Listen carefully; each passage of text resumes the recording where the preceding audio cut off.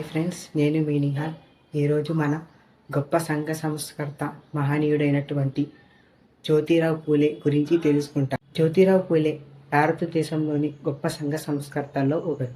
ఈయన 1827 ఏప్రిల్ 11న మహారాష్ట్రలోని పూణేలో జన్మించారు.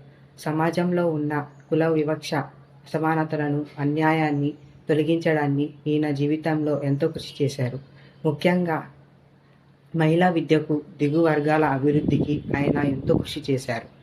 తన భార్య అయిన సావిత్రిబాయి పూలేతో కలిసి మొట్టమొదటి బాలికల పాఠశాలను ప్రారంభించడం ఆయన గొప్ప కృషుల్లో ఒకటి.